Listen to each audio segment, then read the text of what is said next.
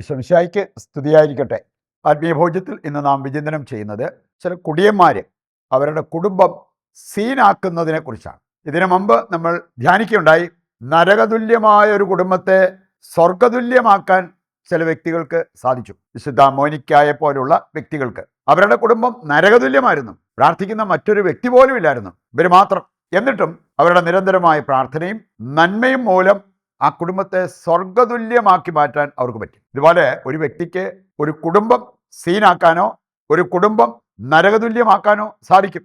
ഒരു സ്ത്രീ ഏറ്റു പറഞ്ഞൊരു കാര്യമാണ്, എൻ്റെ ഭർത്താവ് കുടിച്ചിട്ടില്ലേൽ തങ്കപ്പെട്ട മനുഷ്യൻ, കുടിച്ചാൽ തനിത്തറ. ആ പദമാണ് അവർ ഉപയോഗിച്ചത്, കുടിച്ചാൽ തനിത്തറ. അങ്ങനെയുള്ള വ്യക്തികൾ അവരുടെ കുടുംബം സീനാക്കാതിരിക്കുമോ? പാവുണ്ട്. നമ്മളെ സംബന്ധിച്ചിടത്തോളം നമ്മൾ ശ്രദ്ധിക്കുന്നില്ലെങ്കിൽ ഇങ്ങനെയുള്ള ചില ദുശീലങ്ങളുടെ അടിമത്വത്തിലേക്ക് വീണ് കഴിയുമ്പോൾ എന്താണ് നമ്മുടെ കുടുംബത്തിന്, കുടുംബാംഗങ്ങൾക്ക് നൽകുന്നത്? ആ കുടുംബം പോലും ഒരു സീനാക്കി മാറ്റുന്ന, ആ കുടുംബത്തിൻ്റെ അന്തരീക്ഷം വളരെ മോശമാക്കി മാറ്റാനായിട്ട് ഒരു വ്യക്തിക്ക് സാധിച്ചേക്കാം. നമുക്ക് ഏതാനും കാര്യങ്ങൾ ഈ വിഷയത്തെക്കുറിച്ച് അല്പം കൂടി ആഴമായിട്ട് പഠിക്കാനായിട്ട് മനസ്സിലാക്കിയിരിക്കാം. ഒന്നാമത്തെ കാര്യം, നമ്മുടെ സ്വഭാവത്തെ മാറ്റുന്ന പല കാര്യങ്ങളുണ്ട്. നമ്മുടെ സ്വഭാവത്തിനനുസരിച്ച് മാറുന്ന പല കാര്യങ്ങളുണ്ട്. 1 കൊരിന്തോസ് 2-ാം അധ്യായം 14-ാമത്തെ വചനം എടുക്കുമ്പോൾ അവിടെ പറഞ്ഞിട്ടുണ്ട്, ലൗകിക മനുഷ്യർക്ക് ആത്മാവിൻ്റെ പ്രവർത്തനം ഭോഷത്വമായിട്ടേ തോന്നും. ലൗകികത നമ്മുടെ സ്വഭാവത്തെ രൂപപ്പെടുത്തും. ലൗകികതയാണ് നമ്മളെ ഭരിക്കുന്നത് എങ്കിൽ നമ്മുടെ സംസാരം, നമ്മുടെ പെരുമാറ്റങ്ങളെല്ലാം അതനുസരിച്ച് പോകത്തുള്ളൂ. പകരം ആത്മീയതയാണെങ്കിൽ ആത്മീയ കാര്യങ്ങൾ മനസ്സിലാക്കാനും ആത്മീയമായിട്ടുള്ള കാര്യങ്ങൾ ചെയ്യാൻ അവർക്ക് സാധിക്കും എന്നുള്ളത് നമ്മൾ തിരിച്ചറിയണം. അതുകൊണ്ടാണ് ആത്മീയ മനുഷ്യർ ലൗകിക മനുഷ്യരോട് സംസാരിക്കുമ്പോൾ മനസ്സിലാക്കാൻ പറ്റത്തില്ല. ആത്മീയ മനുഷ്യരിരുന്ന് പ്രാർത്ഥിക്കുന്നത് അതെല്ലാം ഓവറാണ് എന്നുള്ള രീതിയിൽ കമൻറ്റ് പറയുന്ന വ്യക്തികളെക്കുറിച്ച് ഞാൻ മനസ്സിലാക്കിയിട്ടുണ്ട്. നമ്മുടെ സ്വഭാവത്തെ രൂപപ്പെടുത്തുന്ന പല കാര്യങ്ങളുണ്ട്. നമ്മുടെ ഹൃദയത്തിൽ നാം സൂക്ഷിക്കുന്ന പലതും നമ്മുടെ സ്വഭാവത്തെ രൂപപ്പെടുത്തും, നമ്മുടെ മുഖത്ത് പ്രകടമാകും. പ്രഭാഷകന്റെ പുസ്തകം 13-25-ാമത്തെ വചനം എടുക്കുമ്പോൾ അവിടെ പറഞ്ഞിരിക്കുന്ന ഒരു കാര്യമുണ്ട്, ഹൃദയത്തിലെ നന്മയ്ക്കും തിന്മയ്ക്കും അനുസരിച്ച് മുഖഭാവം മാറും. ഹൃദയത്തിൽ നന്മയാണ് ഉള്ളത് എങ്കിൽ മുഖത്ത് അത് പ്രകടമാകും. ഹൃദയത്തിൽ തിന്മയാണ് നിറഞ്ഞു നിൽക്കുന്നത് എങ്കിൽ മുഖത്ത് അത് പ്രകടമാകും എന്നുള്ള ആ ഒരു സന്ദേശമാണ് നമുക്ക് അവിടെ ലഭിക്കുക. ഞാൻ പല വ്യക്തികളെക്കുറിച്ചും, പ്രത്യേകിച്ച് കുടിയന്മാർ, ഇനി അങ്ങനെയുള്ളവരുടെ സ്വഭാവ രീതികളെക്കുറിച്ച് ഞാൻ കേട്ടിട്ടുണ്ട്. എൻ്റെ മനസ്സിൽ കൂടെ പോയിട്ടുണ്ട്, ഈ കുടിക്കണ മദ്യത്തിൻ്റെ ബ്രാൻഡ് അനുസരിച്ചാണോ ഇങ്ങനത്തെ വ്യത്യസ്ത സ്വഭാവങ്ങൾ. ഒരു മനുഷ്യനെക്കുറിച്ച്, ഒരു മദ്യപാനിയെക്കുറിച്ച് പറഞ്ഞതാണ്, കുടിച്ചാൽ പിന്നെ ഭാര്യയെ വിളിക്കുന്നത് വേശ്യ, എടി വേശ്യ, ആ രീതിയിലാണ്. ഇനി അതും പോരാഞ്ഞിട്ട്, എടി നീ ഇങ്ങനെ ആയതിൻ്റെ കാരണം എൻ്റെ അമ്മയും വേശ്യ, വല്യമ്മയും വേശ്യ, ഇങ്ങനെയെല്ലാം പറഞ്ഞ് സംസാരിക്കുന്ന ഒരു വ്യക്തി. ഈ കള്ളിറങ്ങിക്കഴിഞ്ഞ് വേണേ പൂസ് വിട്ട് കഴിയുമ്പോൾ ഒന്ന് ചോദിച്ച് ഇങ്ങനെ ഒരു കാര്യം പറഞ്ഞതായിട്ട് പോലും അംഗീകരിച്ചെന്ന് വരത്തില്ല. വേറെ ചില കാണാൻ സാധിക്കും, മദ്യപിച്ച് കഴിഞ്ഞാൽ പിന്നെ ഭയങ്കരം വർത്തമാനം. ഇനി അവർ പറയണത് ബാക്കിയുള്ളവർ കേട്ടോണ്ടിരിക്കണം, ബാക്കിയുള്ളവരെ ഉറക്കത്തില്ല, അവരോട് വഴക്കടിച്ചുകൊണ്ടിരിക്കുന്ന അവസ്ഥ.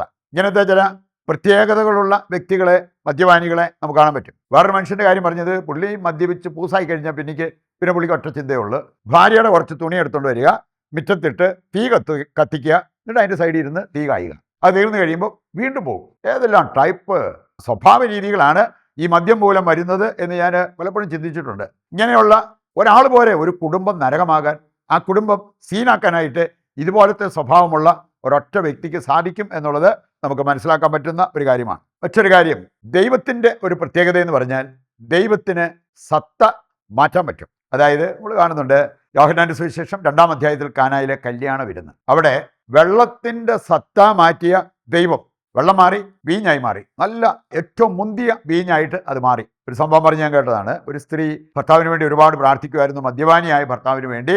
അവസാനം ദൈവം പ്രവർത്തിച്ചത് വളരെ വിചിത്രമായിട്ട്. ഈ മനുഷ്യൻ പോയി മദ്യം വാങ്ങിച്ചുകൊണ്ട് വരും, ഗ്ലാസ്സിലൊഴിക്കും, കുടിക്കുമ്പോൾ വെറും വെള്ളം. വേറെ കടയിൽ പോയി മദ്യം വാങ്ങിച്ചുകൊണ്ട് വന്ന് കുടിക്കുമ്പോൾ വെറും വെള്ളം. അവസാനം പുള്ളി കുടി നിർത്തി. പുള്ളിയുടെ മനസ്സിൽ കൂടെ പോയത്, ഈ വെറും വെള്ളം കുടിക്കാൻ ഇത്രയും കാശ് ഞാൻ മുടക്കേണ്ട കാര്യമുണ്ടോ? ഇനി അതേക്കുറിച്ച് കേട്ട വൈദികൻ സൂചിപ്പിച്ച ഒരു കാര്യമാണ്, ദൈവത്തിന് വെള്ളത്തിൻ്റെ സത്ത മാറ്റാൻ പറ്റിയെങ്കിൽ മദ്യത്തിൻ്റെ സത്തയും മാറ്റാൻ പറ്റും. വെള്ളം വീഞ്ഞാക്കാൻ പറ്റിയെങ്കിൽ മദ്യം വേണമെങ്കിൽ വെള്ളമാക്കാനും ദൈവത്തിന് സാധിക്കും. അതുകൊണ്ട് നമ്മൾ ദൈവത്തോട് പ്രാർത്ഥിക്കുക എന്നുള്ളതാണ്. ഇങ്ങനെയുള്ള പ്രശ്നങ്ങൾ വരുമ്പോൾ അതിന് പരിഹാരം കണ്ടെത്താൻ ദൈവത്തോട് പ്രാർത്ഥിക്കുക, ദൈവം അവിടെ പ്രവർത്തിക്കും. 3 രീതിയിലുള്ള, ഈ സീനാക്കുന്ന 3 രീതിയിലുള്ള വ്യക്തികളെ, 3 ഗണത്തിൽപ്പെട്ട വ്യക്തികളെ വേണമെങ്കിൽ നമുക്ക് കാണാൻ പറ്റും. ഒന്ന്, മദ്യപിച്ച് കൂത്താടുന്നവർ. ഞാനീ പറഞ്ഞ കുറേ സംഭവങ്ങളൊക്കെ മദ്യപിച്ചിട്ട് അവർ ചെയ്യുന്നത് എന്താ? ശരിക്കും കൂത്താടുകയാണ്. മദ്യപിച്ച് കൂത്താടുന്ന വ്യക്തികൾ, അങ്ങനെ കുടുംബം സീനാക്കുന്നവർ. രണ്ടാമതൊരു ഗണമുണ്ട്, അവരാണ് മദ്യപിക്കാതെ കൂത്താടുന്നവർ. ഒരു സ്ത്രീ എന്നോട് പറഞ്ഞത്, എൻ്റെ ഭർത്താവ് കള്ളു തൊടത്തില്ല, പക്ഷേ ആ മനുഷ്യൻ്റെ കൂടെ ജീവിക്കണമെങ്കിൽ വലിയ പാടാണ്.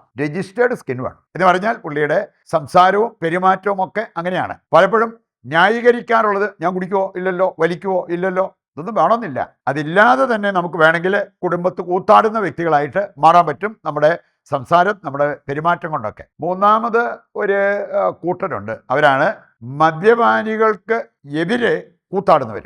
ചിലരെ കാണാൻ സാധിക്കും, എനിക്കറിയാം ചില വ്യക്തികൾ പറഞ്ഞത്, ഞാനങ്ങനെ ഓവറായിട്ട് കുടിക്കാൻ ഉദ്ദേശിച്ചതൊന്നും അല്ല, പക്ഷേ കുടിച്ചു തുടങ്ങിയപ്പോഴത്തേക്കും ഭാര്യയുടെ ചില സംസാരങ്ങൾ, പെരുമാറ്റങ്ങൾ അതവരെ ഒരുപാട് ചൊടിപ്പിച്ചു. അവസാനം ഉദ്ദേശിച്ചതിനേക്കാൾ കൂടുതൽ മദ്യപിക്കേണ്ടി വന്നവർ. വിശുദ്ധ ഫ്രാൻസിസ് സാലസ് സൂചിപ്പിച്ചൊരു കാര്യം, ഒരു വ്യക്തി മദ്യപിക്കുന്നതായിട്ട് കണ്ടാൽ പോലും അവനെ കുടിയ എന്ന് നീ വിളിക്കരുത്. നീ ആ വിളിച്ചതായിരിക്കാം അവൻ കുടിച്ചതിനേക്കാൾ ഗൗരവമുള്ള ഒരു പാപമായിട്ട് മാറുക. കർത്താവ് വചനത്തിൽ തന്നെ പഠിപ്പിച്ചിട്ടുണ്ട്. മത്തായി 15:10 മുതൽ വായിക്കുമ്പോൾ, വായിലൂടെ ഉള്ളിലേക്ക് പോകുന്നതല്ല, ഉള്ളിൽ നിന്നും പുറത്തോട്ട് വരുന്നതാണ് ഒരാളെ അശുദ്ധനാക്കുന്നത്. അവര് തിരിച്ചറിവോടുകൂടി നമുക്ക് തിരുത്തേണ്ടത് തിരുത്തുവാൻ തീരുമാനമെടുത്ത്, ലോകമാസകലമുള്ള എല്ലാ മദ്യപാനികളും അതുമൂലം ഒരുപാട് സഹിക്കേണ്ടി വരുന്ന കുടുംബങ്ങൾ, അവർക്ക് വേണ്ടി നമുക്ക് പ്രത്യേകം പ്രാർത്ഥിക്കാം. നമ്മുടെ എല്ലാ പ്രാർത്ഥനാ നിയോഗങ്ങളും ദൈവകരങ്ങളിൽ ഏൽപ്പിച്ചുകൊണ്ട് നമുക്ക് ദിവ്യകാരുണ്യത്തിൻ്റെ ആശീർവാദം സ്വീകരിക്കാം.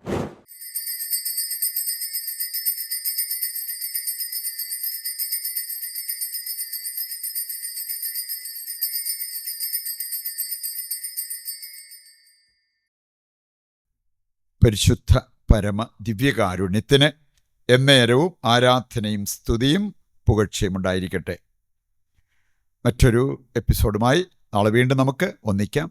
ദൈവം നിങ്ങളെ സമൃദ്ധമായി അനുഗ്രഹിക്കട്ടെ.